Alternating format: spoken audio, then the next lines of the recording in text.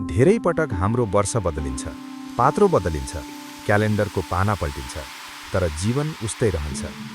2025 सकियो, 2026 आयो, तर तपाईको मन अझै त्यही डर, असफलता, निराशा र आत्मसन्देहमा अड्किएको छ भने वर्ष बदलिएको होइन, केवल अङ्क बदलिएको हो।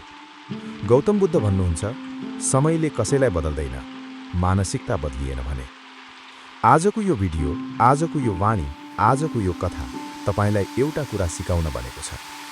2026 तपाईको हुन सक्छ, तर त्यसका लागि भाग्यमानी होइन, जिद्दी बन्नुपर्छ।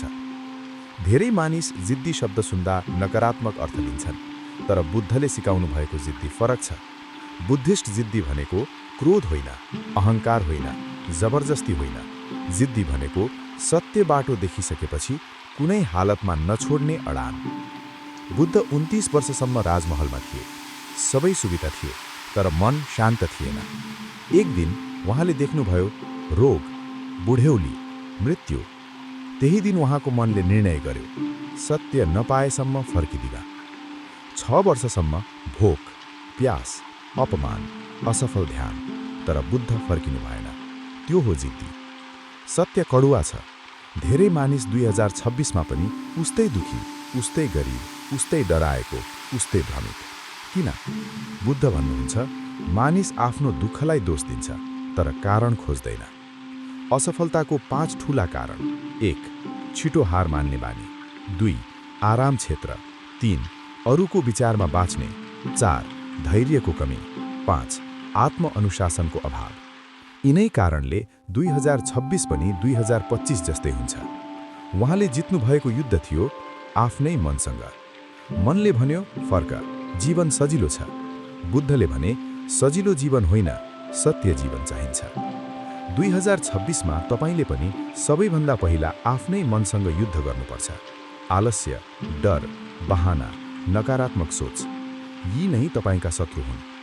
बुद्ध भन्छन्, थोरै प्रयासले ठूलो फल खोज्नु लोभ हो। सफलता सधैँ ढिलो आउँछ, तर जब आउँछ जीवनै बदलिदिन्छ। समस्या के हो?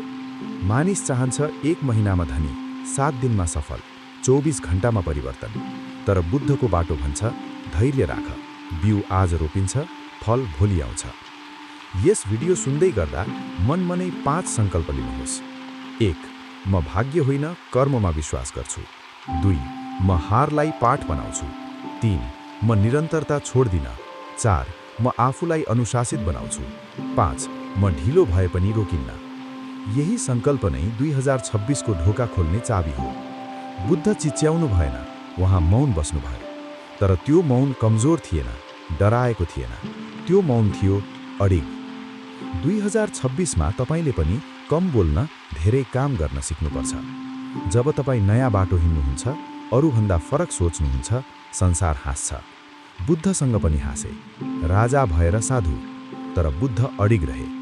आज बुद्ध भगवान भए, हाँस्नेहरू इतिहास भए। जिद्दी भनेको एक दिन ठूलो काम होइन, यो हो हरेक बिहान उठ्नु, हरेक दिन अभ्यास, हरेक दिन आत्मसंयम। बुद्ध भन्छन्, बुँद बुँदले घैटो भरिन्छ। 2026मा सानो सानो निरन्तर प्रयास चमत्कार बन्छ। बुद्धले सिकाउनुभयो, थकाइ शरीरको होइन, मनको भ्रम हो। जब तपाईँ थाक्नुहुन्छ, एकछिन रोकिनुहोस्, सास गहिरो लिनुहोस्, लक्ष्य सम्झनुहोस्, तर छोड्नु हुँदैन। यदि तपाईँ आलोचनाबाट डराउनुहुन्न, ढिलो सफलताबाट लजाउनुहुन्न, असफलताबाट भाग्नुहुन्न, तब 2026 तपाईको हुनेछ। आज यो भिडियो सकिँदैछ, तर तपाईको यात्रा आजबाट सुरु हुनुपर्छ। बुद्धको अन्तिम शिक्षा सम्झनुहोस्, आफ्नो दीपक आफै बना। कसैले आएर तपाईको जीवन बदल्दैन, तपाईँ नै परिवर्तन हो, तपाईँ नै शक्ति हो, तपाईँ नै उत्तर हो। 2026 कुनै चमत्कारले होइन, तपाईको जिद्दीले तपाईको हुनेछ। अन्त्यमा, यदि यो भिडियोले तपाईको मन छोयो भने यसलाई लाइक, कमेन्ट अनि शेयर गर्न नबिर्सनुहोला। र यस्तै प्रेरणादायी सामग्रीका लागि हाम्रो च्यानललाई सब्स्क्राइब गर्नुहोस्। अर्को भिडियोमा फेरि भेटौँला। धन्यवाद।